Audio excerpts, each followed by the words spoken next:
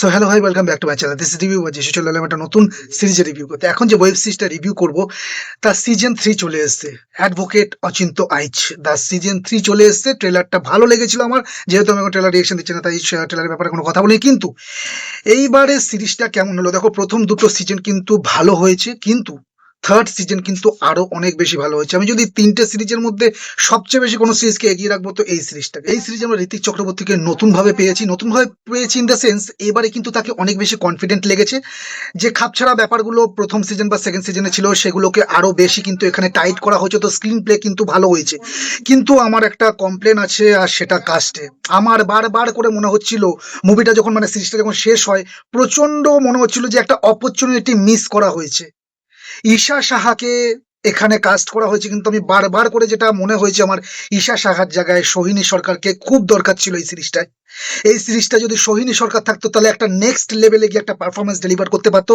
বা যদি সোহিনী সরকারও না হতো, তাহলে যদি সৌরসিনী থাকতো, যার রিসেন্ট আমি নিব্বা নিব্বি দেখলাম, তার দারুণ প্রশংসা করছি, তার পারফরমেন্স দারুণ লেগেছিল। তো এই সৌরসিনীকেও যদি এখানে রাখা হতো তাহলেও কিন্তু সে চরিত্রটা ফাটিয়ে দিত। আর যদি তাও না হতো তাহলে মধুমিতা সরকারকে রাখা যেত। এই তিনজনের মধ্যে যে কোনো একজনকে কিন্তু এই সিরিজে যদি রাখতো তাহলে কিন্তু এটা নেক্সট লেভেলে একটা সিরিজ হতো এবং আমাদের অনেকদিন এই সিরিজটা মনে থাকতো। কেন বলছি সেটা ডিটেলসটা আমি বলতে পারবো না, কিন্তু এই সিরিজটা কেমন লাগলো তার একটা রিভিউ দেবো, ওভারঅল কেমন লাগলো। তো advocate Achinta Aich season 3 review করবো, যেটা 7টা এপিসোডের সিরিজ এবং সিজন 3। তো চলো, হইচয়ে অ্যাভেলেবেল আছে, আমার 2-3 দিন একটু লেট হচ্ছে, রিভিউ করি চলো অ্যাডভোকেট অচিন্ত আইচ। দেখো, যেটা বলছিলাম, এবারের অ্যাডভোকেট অচিন্ত আইচ সিজন 3 আগের 2 সিজনের তুলনায় একটু অন্য পথে হাঁটে। অচিন্ত আইচকে এবার শুধু নিজের মক্কেলের হয়ে লড়তে দেখা যায় না, সে প্রসিকিউটরের ভূমিকাও দাঁড়িয়ে যায়। আর তার এগেনস্টে বিপরীতে থাকে দিগ্বিজয় সিংহ, একজন অভিজ্ঞ শক্তিশালী ডিফেন্স লয়ার, যে চরিত্রে প্লে করছে আমাদের সকলের প্রিয় সব্যসাচী চক্রবর্তী, আমাদের বেনুদা। তো এই বেনুদাই সব্যসাচী চক্রবর্তী কিন্তু এবারে সিজনে একটা বেশ বড় সংযোজন। গল্পের কেন্দ্রেও রয়েছে কলকাতাকে নাড়িয়ে দেওয়া একটা সেন্সেশনাল ইম্পোস্টার কেস। সবচেয়ে বড় কথা, এই সিজনের আসল মজা হচ্ছে ঋত্বিক চক্রবর্তী ভার্সেস সব্যসাচী চক্রবর্তী, দুজনেই নিজেদের জায়গায় ভয়ঙ্কর শক্তিশালী। অচিন্তকে এবার একটু অন্যভাবে দেখতে পাওয়া যায়। আগের মতো অসহায় বা রিসোর্সেস এর অভাবে হিমশিম খাওয়া আইনজীবীর জায়গায় এখানে তার কনফিডেন্স এবং কোর্টরুম প্রেজেন্স কিন্তু অনেক বেশি, ফলে চরিত্রটাও একটু ন্যাচুরাল মনে হয়। এবার আসে সব্যসাচী চক্রবর্তী। সব্যসাচী চক্রবর্তীকে অবশ্যই আলাদা করে বলতে হবে। দিগ্বিজয় সিংহ চরিত্রটা তার পার্সোনালিটির সঙ্গে এত ভালোভাবে মিশে যায় যে কোর্টরুমে তার উপস্থিতি, প্রেজেন্স একটা আলাদাই চাপ তৈরি করে। তার ডায়লগ ডেলিভারি, চোখের এক্সপ্রেশন আর শান্তভাবে প্রতিপক্ষকে কর্নার করার ব্যাপারটা কিন্তু হেভি এন্টারটেনিং ছিল। পজিটিভ ইস্যুতে এবার চলে আসে, আমার কি কি পজিটিভ লেগেছে। দেখো, কোর্টরুমের মুখোমুখি লড়াইগুলো এই সিজনের সবচেয়ে বড় স্ট্রেংথ। অচিন্ত আর দিগ্বিজয়ের মধ্যে কথার লড়াইগুলোতে একটা proper cat and mouse feeling পাওয়া যায়। বিশেষ করে যখন দুজনেই একই ঘটনার আলাদা ইন্টারপ্রিটেশন সামনে রাখে, সেটা কিন্তু অডিয়েন্স হিসাবে ভাবতে থাকবে তোমরা যে আসলে কে সত্যি বলছে আর কোনটাই বা সত্যি আসলে। আর একটা ভালো দিক হলো, সিরিজটা শুধু কে আসল আর কে নকল এই প্রশ্ন কিন্তু আটকে থাকে না। ধীরে ধীরে বিভিন্ন চরিত্রের বক্তব্য, হিডেন ইনফরমেশন আর পুরনো ঘটনার সঙ্গে বর্তমান কেসকে জুড়ে দেওয়ার চেষ্টা করা হয়, ফলে মিষ্টি এলিমেন্টটা কিন্তু মোটামুটি ধরে রাখা গেছে। ঋত্বিক ও অচিন্ত চরিত্রটাকে এবার আগের চেয়ে অনেক বেশি কনফিডেন্ট ভাবে ক্যারি করেছেন। তার অভিনয় সেই ফ্যামিলিয়ার মিডিল ক্লাস বেঙ্গলি লয়ারের ভাইব আছে, কিন্তু কোর্টরুমে ঢোকার পর যে অ্যাটিটিউড আসে সেটা কিন্তু জমে যায়। দেখো, এবারের আমরা সিজনে দেখতে পেয়েছি যে ঋত্বিক চক্রবর্তী বিবাহিত। আগের দুটো সিজনে আমরা তাকে অবিবাহিত হিসাবে দেখেছিলাম, ব্যাচেলর হিসেবে দেখছিলাম, একটু অগোছালো ছিল। কিন্তু যেহেতু বিয়ের পরে একটা পুরুষের যেরকম একটা গোছানো জিনিস চলে আসে, তো সেই জিনিসটা কিন্তু তার চরিত্রের মধ্যেও সে ক্যারি করেছে এবং সেটা ভালো।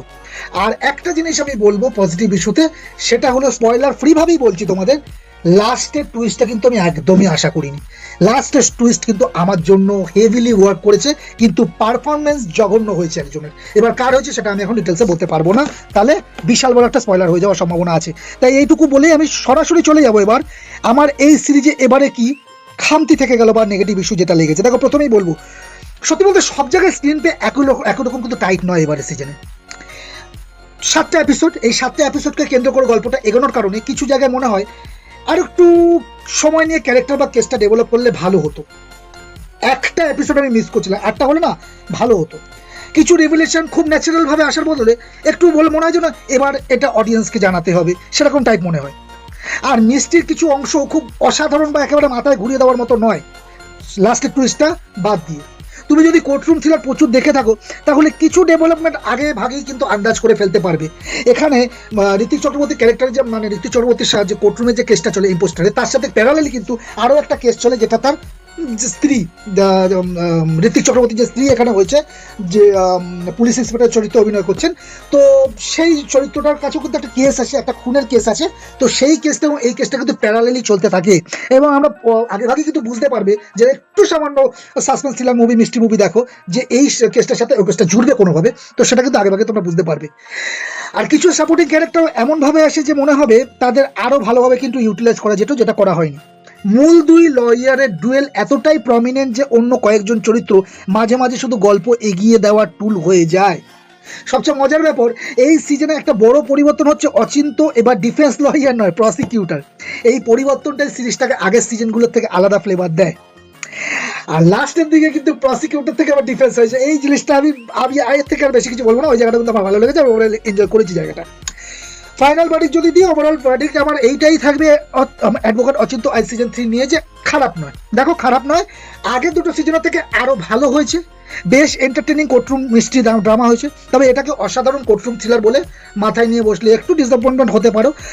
তার সব থেকে বড় কারণ কিন্তু ওই বললাম, পার্টিকুলার একজনের ডাল পারফরমেন্স, ঠিক আছে, সেই কারণের জন্য। কারণ গল্পের কনসেপ্ট ভালো ছিল, কাস্ট দুর্দান্ত, কোর্টরুম কনফ্রন্টেশন জমজমাট, কিন্তু কিছু জায়গায় বা স্ক্রিন প্লে সব জায়গায় সেই লেভেলটা শার্প নয়। যদি স্ক্রিন প্লেটাও একটু শার্প হতো তাহলেও কিন্তু ওই যেটা বললাম পারফরমেন্সটা অতটা মনোযোগ আসতো না। আর ঈশা সাহার কথা আমি বলতে পারছি না, কারণ ঈশা সাহা ডাল পারফরমেন্স দিয়েছে। এই মানুষটাকে নিয়ে, এই ক্যারেক্টারটাকে নিয়ে আমার সবচেয়ে বেশি কমপ্লেন, ঠিক আছে। এছাড়া সকলের অভিনয় কিন্তু আউট অফ দ্য বক্স না হলেও ভালো লেগেছে, কিন্তু এই ঈশা সাহা, আজকের আমি একটা কথা বলতে বাধ্য হচ্ছি যে স্টার জলসে যখন প্রথম ঝাঁঝলবঙ্গ ফুল এসলাম, ওই ঈশা শাহকে আমরা প্রথমবার দেখেছিলাম, সেই থেকে আজকের অবস্থা পর্যন্ত এত বছর কেটে গেছে, কিন্তু তার পারফরমেন্সে না কোনো রকম চেঞ্জ আমি পাইনি।